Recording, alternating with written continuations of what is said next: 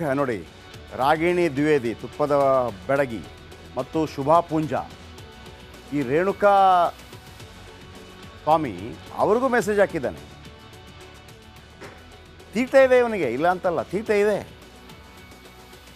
ಇವರು ಕೇರೆ ಮಾಡಿಲ್ಲ. ಹೀರೋಯಿನ್ಗಳಿಗೆ ಯಾವನ್ರಿ ಮೆಸೇಜ್ ಮಾಡದೇ ಇರೋದಿಲ್ಲ. ನೀವು ಒಂದು ಫೇಸ್ಬುಕ್ಕಲ್ಲೋ ಇನ್ಸ್ಟಾಗ್ರಾಮಲ್ಲೋ ಕೆಲವರಿಗೆ ಅಭ್ಯಾಸ ಇರುತ್ತಲ್ವ, ಹುಡುಗಿ ಹೆಸರಿಟ್ಕೊಂಡು ಹುಡುಗಿ ಫೋಟೋ ಇಟ್ಕೊಂಡು ಚಾಟ್ ಮಾಡೋದು. ಅವ್ರಿಗೆ ಬಂದಿರ್ತದೆ ಪ್ರಪೋಸಲ್ಲು, ಹುಡುಗರಿಗೆ ಬಂದಿರುತ್ತೆ ಪ್ರಪೋಸಲ್ಲು. ಅಂದರೆ ಹುಡುಗನೇ ಕಳಿಸೋದು ಹುಡುಗಿಗೆ, ಅರ್ಥ ಆಯ್ತಲ್ಲ. ಹುಡುಗಿ ಚಾಟ್ ಇಟ್ಕೊಂಡು ಕಳಿಸೋದು, ಹುಡುಗಿ ಹೆಸರಿಟ್ಕೊಂಡು. ಇನ್ನು ರೇಣುಕಾ ಚಾರ್ಜ್ ಶೀಟ್ನಲ್ಲಿ ಕ್ಷಣಕ್ಕೂ ಎಕ್ಸ್ಕ್ಲೂಸಿವ್ ಮಾಹಿತಿ ಹೊರಬರ್ತಾ ಇದೆ. ಈಗ ಪ್ರದೋಷ್ ಇದ್ದಾನಲ್ಲ, ಅವನು ಕೊಟ್ಟ ಹೇಳಿಕೆ ಎಲ್ರಿಗೂ ಶಾಕ್ ಕೊಟ್ಟಿದೆ. ಅವನು ಫಸ್ಟ್ ಹೇಳಿದ ಇವರಿಬ್ಬರಿಗೆ ಕೂಡ ಕಳಿಸಿದ್ದಾನೆ ಅನ್ನುವಂಥ ಮಾಹಿತಿ ಕೇಳಿಸ್ಕೊಳ್ಳಿ.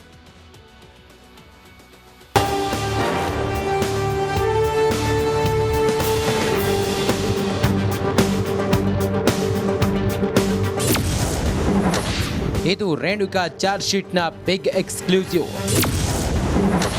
ಚಾರ್ಜ್ ಶೀಟ್ನಲ್ಲಿ ಸ್ಟಾರ್ ನಟಿಯರ ಉಲ್ಲೇಖ. ತುಪ್ಪದ ಬೆಡಗಿ ರಾಗಿಣಿ, ಶುಭಾ ಪೂಂಜಾ ಹೆಸರು.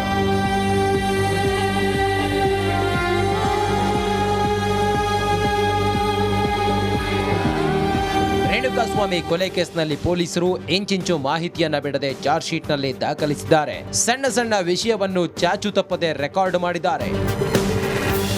ಕೊಲೆ ಕೇಸ್ನ ಪ್ರತಿಯೊಬ್ಬ ಆರೋಪಿಗಳ ಹೇಳಿಕೆ ಪಡೆದು ಚಾರ್ಜ್ ಶೀಟ್ನಲ್ಲಿ ಉಲ್ಲೇಖಿಸಿದ್ದಾರೆ. ಆದರೆ ಪ್ರದೋಷ್ ಸ್ವಇಚ್ಛಾ ಹೇಳಿಕೆಯಲ್ಲಿ ಸ್ಯಾಂಡಲ್ವುಡ್ನ ಹೆಸರಾಂತ ನಟಿಯರ ಹೆಸರನ್ನ ಉಲ್ಲೇಖಿಸಿದ್ದಾರೆ.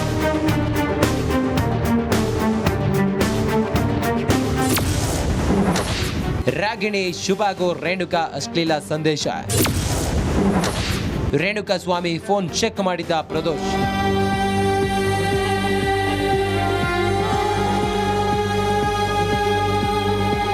ಚಾರ್ಜ್ ಶೀಟ್ನಲ್ಲಿ ಸ್ಟಾರ್ ನಟಿಯರ ಹೆಸರು ರಿವೀಲ್ ಆಗಿದ್ದು, ಕೊಲೆಯಾದ ರೇಣುಕಾ ಸ್ವಾಮಿ, ಪವಿತ್ರ ಗೌಡ ಅಲ್ಲದೆ ತುಪ್ಪದ ಬೆಡಗಿ ರಾಗಿಣಿ, ಶುಭಾ ಪೂಂಜಾಗೂ ಅಶ್ಲೀಲ ಸಂದೇಶ ಕಳಿಸಿದಂತೆ. ಈ ಬಗ್ಗೆ ರೇಣುಕಾ ಸ್ವಾಮಿ ಮೊಬೈಲ್ ಪರಿಶೀಲಿಸಿದ್ದ ಪ್ರದೋಷ್ ತನ್ನ ಹೇಳಿಕೆಯಲ್ಲಿ ಉಲ್ಲೇಖಿಸಿದ್ದಾನೆ. ರೇಣುಕಾ ಸ್ವಾಮಿ ತಮಗೂ ಅಶ್ಲೀಲ ಮೆಸೇಜ್ ಕಳಿಸಿದ್ದ ವಿಚಾರವನ್ನ ಈ ನಟಿಯರು ಹೇಳದೆ ಅದ್ಯಾಕೆ ಸೈಲೆಂಟ್ ಇದ್ರೋ ಗೊತ್ತಿಲ್ಲ. ಆದ್ರೆ 3991 ಪುಟದ ಚಾರ್ಜ್ ಶೀಟ್ನಲ್ಲಿ ಈ ವಿಚಾರ ದಾಖಲಾಗಿದೆ. ಈ ಚಾರ್ಜ್ ಶೀಟ್ ಬಗ್ಗೆ ವರದಿ ಪ್ರಸಾರವಾಗುತ್ತಿದ್ದಂತೆ ನನಗೆ ರೇಣುಕಾ ಸ್ವಾಮಿ ಯಾವುದೇ ಮೆಸೇಜ್ ಮಾಡಿಲ್ಲ, ನನ್ನ ಖಾತೆಗೆ ಯಾವುದೇ ಮೆಸೇಜ್ ಬಂದಿಲ್ಲ ಎಂದು ನಟಿ ಶುಭಾ ಪೂಂಜಾರಿಂದ ಸ್ಪಷ್ಟನೆ ನೀಡಿದ್ರೆ, ಈತ ಸೋಷಿಯಲ್ ಮೀಡಿಯಾದಲ್ಲಿ ಇದೆಲ್ಲ ನಡೆಯುತ್ತೆ, ಎಲ್ಲದಕ್ಕೂ ರಿಯಾಕ್ಟ್ ಮಾಡೋದಕ್ಕೆ ಆಗಲ್ಲ ಎಂದು ನಟಿ ರಾಗಿಣಿ ದ್ವಿವೇದಿ ಹೇಳಿದ್ದಾರೆ. Nagaraj, crime bureau, republic Kannada. Darshan case ವಿಚಾರದಲ್ಲಿ ಒಂದು ಟ್ವಿಸ್ಟ್ ಬರುತ್ತೆ. ಇಲ್ಲಿ ಪೊಲೀಸರು ಸಿಕ್ಕಾಕೋತಾರೆ. PSI ವಿನಯ್ ಅಂತ ಹೇಳಿ. ಏನಾಗುತ್ತೆ, ಪ್ರದೋಷ್ ಈ PSI ವಿನಯ್ ಇದ್ದಾನಲ್ಲ, PSI ವಿನಯ್ ಮೊದಲು ಗಿರಿನಗರ ಪೊಲೀಸ್ ಠಾಣೆಯಲ್ಲಿ ಇದ್ದವ. ಹಾಗಾಗಿ ಪ್ರದೋಷ್ ಕೂಡ ಗಿರಿನಗರದವನು. ಅವರಿಬ್ಬರ ಪರಿಚಯ ಆಗಿದೆ. ಈ ಕೊಲೆ ಆದ ನಂತರ ರಾತ್ರಿ ಇವನಿಗೆ ಫೋನ್ ಮಾಡ್ತಾರೆ, ವಿನಯ್ಗೆ ಫೋನ್ ಮಾಡ್ತಾರೆ, ಹಿಂಗೆ ಆಗಿದೆ ಅಣ್ಣ, ಏನು ಮಾಡೋದು ಅಂತ. ಆಗ ವಿನಯ್ ಒಂದು ಐಡಿಯಾ ಕೊಡ್ತಾರಂತೆ, ನೀವು ಫಸ್ಟು ಸರೆಂಡರ್ ಆಗಿಬಿಡಿ ಅಂತೇಳಿ. ಕೇವಲ ಸರೆಂಡರ್ ಆಗಿಬಿಡಿ ಅಂತ ಹೇಳಿದ್ದರೆ ತಪ್ಪಾಗೋದಿಲ್ಲ. ಒಬ್ಬ ಪೊಲೀಸ್ ಏನು ಹೇಳ್ತಾರೆ, ಕೊಲೆ ಮಾಡಿ ಸರೆಂಡರ್ ಆಗ್ರಪ್ಪ, ಆಮೇಲೆ ನೋಡ್ಕೊಳ್ಳೋಣ ಅಂತ. ಇವರು ಇನ್ನಿತರ ಕೆಲವು ಐಡಿಯಾಗಳನ್ನು ಕೊಟ್ಟಿದ್ದಾರೆ. ಇವರ ಎಲ್ಲಿ ಕೊಲೆ ಆಗಿರುತ್ತೋ, ಕೊಲೆಯಾದ ಪಕ್ಕದಲ್ಲೇ ಕೆಂಗೇರಿ ಮೋರಿ ಇದೆ. ಆ ಕೆಂಗೇರಿ ಮೋರಿ ಬರೋದು ಒಂದು ಪೊಲೀಸ್ ಸ್ಟೇಷನ್ ವ್ಯಾಪ್ತಿ. ಇವರು ಶವ ಹಾಕಿದ್ರಲ್ಲ, ಅದು ಬರೋದು ಇನ್ನೊಂದು ಪೊಲೀಸ್ ಸ್ಟೇಷನ್ ವ್ಯಾಪ್ತಿ. ವಿನಯ್ ಮೇಲೆ ಡೌಟ್ ಯಾಕೆ ಅಂತಂದರೆ, ಇಲ್ಲಿ ಕೆಂಗೇರಿ ಹತ್ರನೇ ಇದೆ, ಅದು ಬಿಟ್ಟು 4-5 ಕಿಲೋಮೀಟ್ರ್ ಹೋಗ್ತಾರಲ್ವಾ, ಅಲ್ಲಿಗೆ ಯಾಕೆ ಹಾಕಿದ್ರು ಒಂದು ಡೌಟು. ಅಲ್ಲಿರುವಂಥ ಪೊಲೀಸ್ ಇನ್ಸ್ಪೆಕ್ಟರ್ ಈ ವಿನಯ್ಗೆ ಆಪ್ತಾ ಇದ್ದಾರೆ. ನಾನು ಸಂಭಾಳಿಸಬಲ್ಲೆ ಅನ್ನುವಂಥ ಧೈರ್ಯನ ನಂಬರ್ 1. ಇದರ ಜೊತೆಗೆ ಹಾಗಾಗಿದೆ, ಸಂಭಾಳಿಸಬಲ್ಲ ಧೈರ್ಯನ ಅನ್ನುವಂಥ ಪ್ರಶ್ನೆ. ಜೊತೆಗೆ ಈ PSI ಆ ಹೆಣ ತೆಗೆದುಕೊಂಡು ಹೋಗುವಂಥ CCTV ಫುಟೇಜ್ ಇದೆಯಲ್ಲ, ಅದನ್ನು ರೆಕಾರ್ಡ್ ಮಾಡಿ ಪ್ರದೋಷಿಗೆ ಕಳಿಸ್ತಾರೆ. ಅಲ್ಲಿ ತಪ್ಪು ಮಾಡಿದ್ದಾರೆ. ಬನ್ನಿ, ಇದರ ಬಗ್ಗೆ ಒಂದು ರಿಪೋರ್ಟ್ ಅದಾದ ನಂತರ ಇದರ ಬಗ್ಗೆ ಒಂದು ವಿಶ್ಲೇಷಣೆ ಕೊಡ್ತೀನಿ.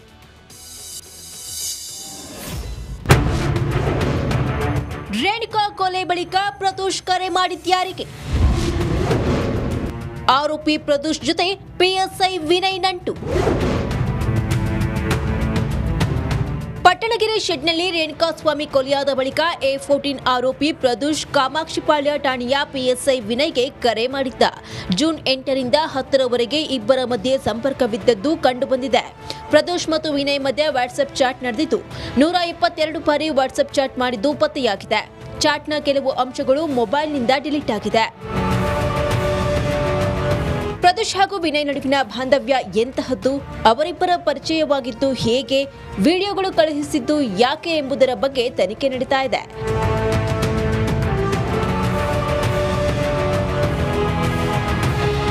ಮಧ್ಯರಾತ್ರಿಯವರೆಗೂ ನಾರ್ಮಲ್ ಕಾಲ್ ಹಾಗೂ ವಾಟ್ಸ್ಆಪ್ ಕಾಲ್ನಲ್ಲಿ ಪ್ರದೋಷ್ ಹಾಗೂ ವಿನಯ್ ಮಾತನಾಡಿಕೊಳ್ತಾ ಇದ್ರು.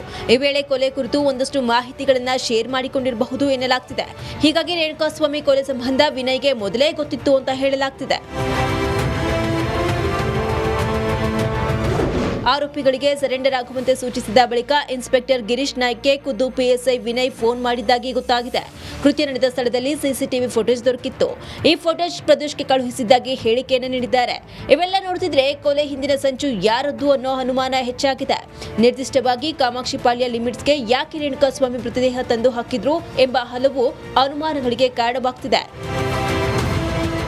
ಸುನಿಲ್ ಧರ್ಮಸ್ಥಳ, ರಿಪಬ್ಲಿಕ್ ಕನ್ನಡ, ಬೆಂಗಳೂರು. ನೋಡಿ, PSI ಗಿರೀಶ್ ಇದಾರಲ್ಲ, ಒಂದು ಕಡೆ ಸಿಕ್ಕಾಕೋತಾರೆ ಅವರು.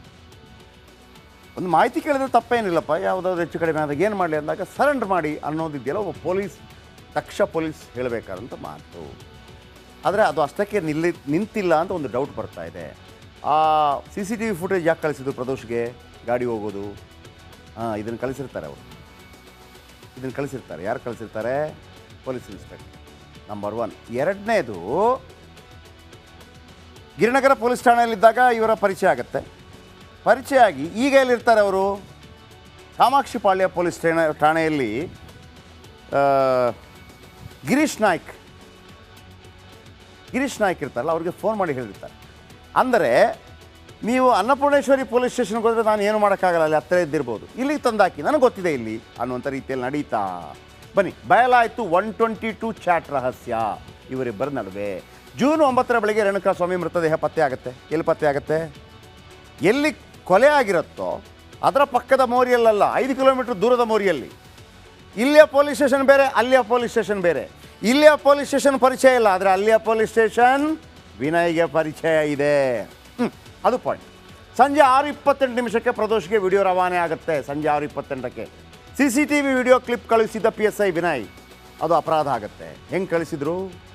ಅಪಾರ್ಟ್ಮೆಂಟ್ ಬಳಿಯ CCTVಯಲ್ಲಿ ಸೆರೆಯಾಗಿದ್ದ ವಿಡಿಯೋ ನೋಡಿ. ಈ ವಿಡಿಯೋ ಹಿಂಗಿದೆ. ಬಿಳಿ ಬಣ್ಣದ ಸ್ಕಾರ್ಪಿಯೋ ಕಾರು ಹೋಗ್ತಿರುವ ವಿಡಿಯೋ. ಈಗ ಅದೇ ಸಾಕ್ಷಿ, ಅದೇ ಸಾಕ್ಷಿ. ಕಾಯನೈ ಪಿಯನೈ ಗ್ಲಾಸ್ ಪೊಡ್ಡಲ್ಲ ಅಂತ ಹಿಂದಿ ಗಾದೆ ಇದ್ದಂಗೆ. ಹೆಲ್ಪ್ ಮಾಡೋಕೆ ಈಗ ಸಿಕ್ಕಾಕೊಂಡ್ಬಿಟ್ರು. ಮೃತದೇಹ ಎಸೆದ ಬಳಿಕ ವಾಪಸ್ ಹೋಗ್ತಾ ಇದ್ದ ಆರೋಪಿಗಳು ಈ ವಿಡಿಯೋನ ಪ್ರದೋಷ್ಗೆ PSI ವಿನಯ್ ಕಳುಹಿಸಿದ್ದ. ಅಂದರೆ ಕೃತ್ಯದಲ್ಲಿ ವಿನಯ್ ಪಾಲುದಾರ ಆದ. ಪ್ರದೋಷ್ ವಿನಯ್ ನಡುವಿನ ಚಾಟ್ ಏನಿತ್ತು? A14 ಆರೋಪಿ ಪ್ರದೋಷ್ PSI ವಿನಯ್ ನಂಟಿದೆ. ಜನವರಿ 2024ರಿಂದ ಕಾಮಾಕ್ಷಿಪಾಳ್ಯ ಪೊಲೀಸ್ ಠಾಣೆಯಲ್ಲಿ ಕೆಲಸ. ಅರ್ಥ ಆಯ್ತಾ? ಎಲ್ಲಿ? ಕಾಮಾಕ್ಷಿಪಾಳ್ಯ ಪೊಲೀಸ್ ಠಾಣೆಯಲ್ಲಿ. ಕೊಲೆಯಾಗಿದ್ದು ಯಾರ ವ್ಯಾಪ್ತಿ? ಅನ್ನಪೂರ್ಣೇಶ್ವರಿ ನಗರ. ಅಲ್ಲೇ ಹಾಕ್ಲಿಕ್ಕೆ ಹೇಳಲಿಲ್ಲ, ಹೇಳಿರ್ಬೋದು. ಅಲ್ಲೇ ಹಾಕಿದರೆ ಬೇರೆ ಇನ್ಸ್ಪೆಕ್ಟರು, ಇಲ್ಲಿ ಹಾಕಿದರೆ ತನ್ನದೇ ವ್ಯಾಪ್ತಿ. ಅರ್ಥ ಆಯ್ತಾ? ಓಕೆ. 2014ರಿಂದ 2021ರವರೆಗೆ ಗಿರಿನಗರ ಠಾಣೆಯಲ್ಲಿ PSI ಆಗಿದ್ದರು. ಇವನು ಕೂಡ ಗಿರಿನಗರದವ. ಈ ಸಮಯದಲ್ಲಿ ಆರೋಪಿ ಪ್ರದೋಷ್ ಪರಿಚಯವಾಗಿದ್ದ. ಜೂನ್ 2ರಂದು ಪ್ರದೋಷ್ ಮಗನ ನಾಮಕರಣ ಇತ್ತು. ಹೋಗಬಾರ್ದು ಅಂತ ಏನಿಲ್ಲಪ್ಪ. ನಾಮಕರಣ ಕಾರ್ಯಕ್ರಮಕ್ಕೂ ವಿನಯ್ ಬಂದು ಹೋಗಿದ್ದ. ಒಳ್ಳೆ ಫ್ರೆಂಡ್ಸ್ ಆಗಿದ್ದರು. ಜೂನ್ 6ರಿಂದ ರಜೆ ಮೇಲೆ ತೆರಳಿದ್ದ PSI ವಿನಯ್. ರಜೆಯಲ್ಲಿರ್ತಾರೆ, ಅನ್ನ ಪೊಲೀಸ್ ಸ್ಟೇಷನಲ್ಲಿ ಇರೋದಿಲ್ಲ, ರಜೆಯಲ್ಲಿರ್ತಾರೆ. ಜೂನ್ 8ರಂದು ರಾತ್ರಿ 8:30ಕ್ಕೆ ವಿನಯ್ಗೆ ಫೋನ್ ಕಾಲ್. ಅರ್ಥ ಆಯ್ತಾ? ಈ ಪೊಲೀಸ್ ಸ್ಟೇಷನಲ್ಲಿ ಇರ್ತಾರೆ ಇವರು. ಇಲ್ಲಿ ಕೊಲೆ ಆಗಿದ್ದು ಪಟ್ಟಣಗೆರೆ ಶೆಡ್. ಇದು RR ನಗರಕ್ಕೆ ಬರುತ್ತೆ. RR ನಗರದ ಅನ್ನಪೂರ್ಣೇಶ್ವರಿ ಪೊಲೀಸ್ ಠಾಣೆ ವ್ಯಾಪ್ತಿಗೆ ಬರುತ್ತೆ. ಇಲ್ಲೇ ಶವ ಇಲ್ಲೇ ಬಿಟ್ಟು ಬಿಡ್ಬೋದಿತ್ತು ಅವ್ರಿಗೆ. ಯಾಕಂದರೆ ಅಲ್ಲಿ ಕೆಂಗೇರಿ ಮೋರಿ ಇದೆ, ಅಲ್ಲಿ ಹಾಕಲಿಲ್ಲ. ಅಲ್ಲಿ ಹಾಕಿದರೆ ಇವ್ರ ಅಂಡ್ರಿಗೆ ಬರೋದಿಲ್ಲ. ಇವರೇನು ಮಾಡ್ತಾರೆ, ಸರೆಂಡರ್ ಆಗಿ ಅಂತ ಹೇಳ್ತಾರೆ. ಹೆಣ ಏನು ಮಾಡು ಅಂತ ಹೇಳುವಾಗ ಬಹುಶಃ ಐಡಿಯಾ ಕೊಟ್ಟಿರ್ಬೋದು ಅಂತೇಳಿ, ಯಾಕಂದರೆ ಇವರ ಪೊಲೀಸ್ ಸ್ಟೇಷನ್ ವ್ಯಾಪ್ತಿಯಲ್ಲಿ ಸಿಕ್ಕಿದ್ದದು. ಆದರೆ ಅವರು ಪೊಲೀಸ್ ಸ್ಟೇಷನಲ್ಲಿ ಇರೋದಿಲ್ಲ, ರಜೆಯಲ್ಲಿರ್ತಾರೆ. 8ನೇ ತಾರೀಕು ಫೋನ್ ಮಾಡ್ತಾನೆ ಇವ, ಯಾರು, ಜೂನ್ 8:30 ವಿನಯ್ಗೆ ಫೋನ್ ಕಾಲ್ ಮಾಡ್ತಾನೆ ಪ್ರದೋಷ್. ಆರೋಪಿ ಪ್ರದೋಷ್ ಕಡೆಯಿಂದ ನಾರ್ಮಲ್ ಕಾಲ್ ಅಂದರೆ ವಾಟ್ಸಪ್ ಕಾಲ್ ಅಲ್ಲ, ಅರ್ಧ ಗಂಟೆ ಬಳಿಕ ವಾಟ್ಸಪ್ ಕಾಲ್ ಮಾಡಿದ್ದ ಪ್ರದೋಷ್. ನಾರ್ಮಲ್ ಕಾಲ್ ಮಾಡಿರುವಾಗ ಬಹುಶಃ ಇವನು ಹೇಳಿರ್ಬೋದು, ಹಿಂಗೆ ಆಗಿದೆ ಅಣ್ಣ ಅಂತ ಹೇಳಿರ್ಬೋದು. ನೀನು ವಾಟ್ಸಪ್ ಕಾಲ್ ಮಾಡು ಅಂದಿರ್ತಾನೆ. 15 ನಿಮಿಷದ ನಂತರ